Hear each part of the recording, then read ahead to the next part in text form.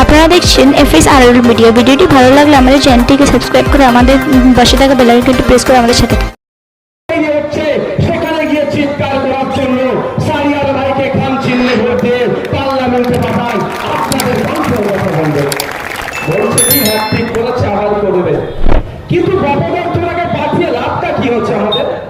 আমাদের কথা কথা বলেছে অপদার্থটা পার্লামেন্টে গিয়ে খোঁজ নিয়ে বলুন। উনি পার্লামেন্ট টিভি হয়, পার্লামেন্টের মধ্যে কোন এমপি কোন বিষয়ে কথা বলছেন সমস্ত ডেটা পার্লামেন্ট টিভির মাধ্যমে পাওয়া যায়।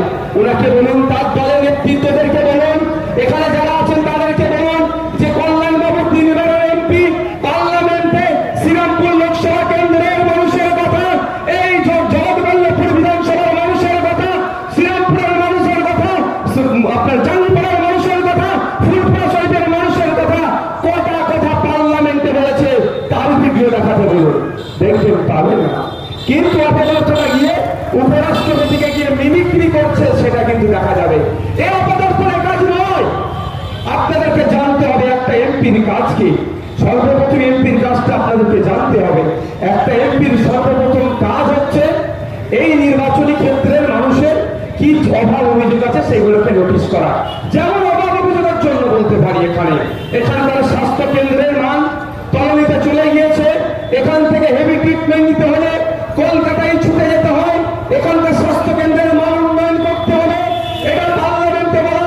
এখানকার যোগাযোগ ব্যবস্থা ঠিক মতো নয়, সেই যোগাযোগ ব্যবস্থা উন্নত করার জন্য পার্লামেন্টে বলতে হবে।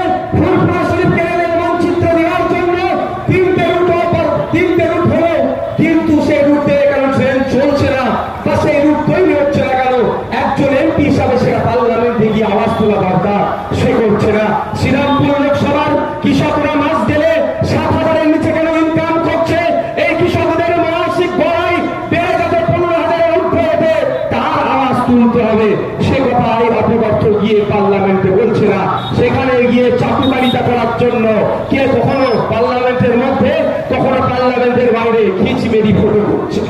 সবাই বুঝিয়ে দেবে, এখানকার কৃষকরা বুঝিয়ে দেবে, এখানকার সাধারণ মানুষ বুঝিয়ে দেবে। এবার পার্লামেন্টের মধ্যে আছে পড়ে তুলতে হবে না, পার্লামেন্টের বাইরে বসে থাকবে। আর পার্লামেন্টে গিয়ে আমাদের শাহরিয়ার মল্লিক ভাই জনগণের কণ্ঠ হয়ে জনগণের কথা বলবে। আপনাদের ভাবুন, কৃষক বন্ধুরা, এখানে অনেক কৃষক বন্ধুরা আছে, ডিএলএর আছে, আজকে আমাদের শ্রম চুরি হচ্ছে, আমাদেরকে বেশি খাটতে হচ্ছে, আমরা আমাদের ন্যূনতম মজুরি পাচ্ছি না। এই ন্যূনতম মজুরির যাতে 850 উপরে হয়, 750 উপরে হয়, সেই আওয়াজটা তুলতে হবে। কিন্তু অপদার্থগুলোকে তাদেরকে পার্লামেন্টে পাঠালাম, সে হচ্ছে শ্রম চুরি করার জন্য এই কৃষকদের বিরুদ্ধে বা শ্রমজীবী মানুষের বিরুদ্ধে যে বিলগুলো আসছে বকলমে তাদেরকে সহযোগিতা করছে। এরা ভাই দেখিয়ে সিএ নামে ভোট লুট করছে।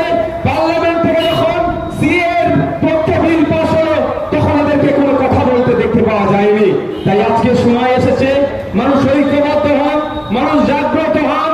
মানুষে যারা বিভাজনের চেষ্টা করছে, যেমন বিজেপি তাদেরকে পরাস্ত করতে হবে, ঠিক একইভাবে বিজেপিকে যারা যোগ্য সাথ দিয়ে বাংলায় রেখে দেওয়ার চেষ্টা করছে তাদেরকে একইভাবে পরাস্ত করতে হবে। বন্ধুগণ যারা উপস্থিত আছেন, আপনারা বলুন তৃণমূল